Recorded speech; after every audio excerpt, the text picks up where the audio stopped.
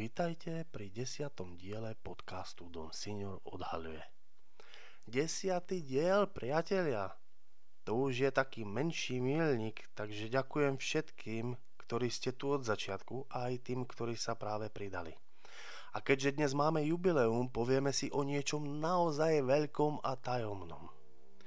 O mieste, ktoré je pokryté večným ľadom, kam sa nedostane len tak hocikto, a o ktorom kolujú tie najšialenejšie teórie. Áno, budeme hovoriť o Antarktíde, kontinente tajomstiev. Už teraz vás varujem, niektoré z príbehov, ktoré dnes znejú ako čisté sci-fi. Ale otázka znie, čo ak na nich predsa len niečo je? Začnime od reality. Antarktída je najchladnejší a najizolovanejší kontinent na Zemi.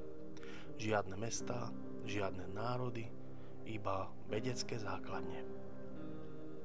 Od roku 1959 podpísalo viac než 50 krajín antarktický zmluvný systém. Dohodu, ktorá zakazuje vojenskú činnosť, testy zbraní či ťažbu nerastov. Oficiálne je to miesto vedy a mieru. Ale keď sa povie globálna dohoda a zákazy, viete, že to vždy vyvoláva otázky. Prečo sa svet zhodne, že sem sa proste nesmie len tak chodiť? Čo tam vlastne je? Jedna z najznámejších teórií siaha do čias nacistického Nemecka. V roku 1938 vyslala Tretia ríša expedíciu na Antarktídu, konkrétne do oblasti známej ako Nové Švábsko. Hovorí sa, že tam nacisti postavili tajnú základňu s názvom Base 211. Podzemný komplex, kde mali skúmať pokročilé technológie, dokonca aj lietajúce taniere. Po vojne sa objavili správy, že Hitler možno neutiekol do Južnej Ameriky, ale práve na Antarktídu. A aby toho nebolo málo, v roku 1947 sa odohrala operácia High Jump. Americké námorníctvo vyslalo obrovskú flotilu pod vedením admirála Bearda, oficiálne vraj na výskum. Neoficiálne? Údajne bojovali proti neznámej technológii. Beard po návrate naznačil, že Spojené štáty by sa mali pripraviť na útoky lietajúcich objektov, ktoré dokážu preletieť z pólu na pól. Znie to ako z Marvelovky však. Ďalšia veľká záhada.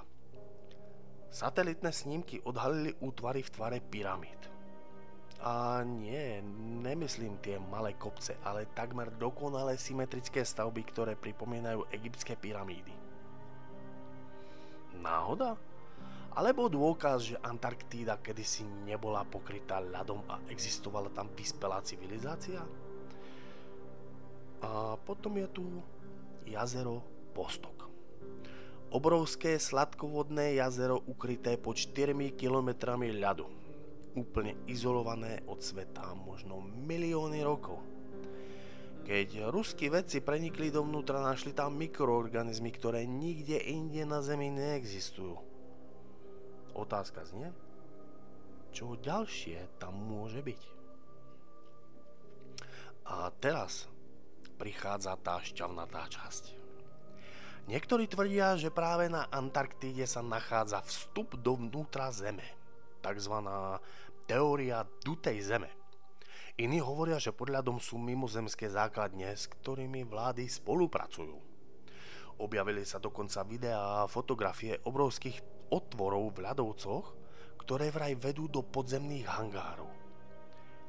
Všetko to znie šialene, ale pamätajte, keby vám niekto v 15. storočí povedal, že pod oceánom existuje kontinent, tiež by ste mu asi neverili. Samozrejme, vedci majú jednoduché vysvetlenia. Pyramídy, geologické útvary, operácia High Jump, bežné cvičenie, ktoré dopadlo katastrofálne pre drsné podmienky. Jazero Vostok, skvelá ukážka evolúcie v izolácii. Ale vždy tu zostáva tá zvláštna páchuť. Prečo je prístup na Antarktídu tak prísne regulovaný? Prečo sa niektoré oblasti nedajú preskúmať ani dnes? A hlavne, ak je to iba prázdny kontinent, prečo o ňom existuje toľko utajovaných dokumentov? A teraz, ako vždy, loptička je na vašej strane. Myslíte si, že Antarktída skrýva tajomstvá, ktoré nám vlády zatajujú?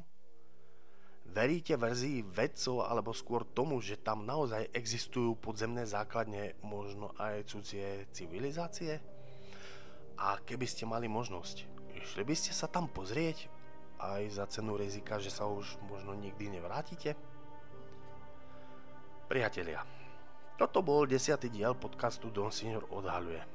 Antarktída, miesto, kde sa realita prelína s legendami a kde sa ľad možno snaží zakryť viac, než si dokážeme predstaviť. Ďakujem, že ste so mnou a že ma podporujete.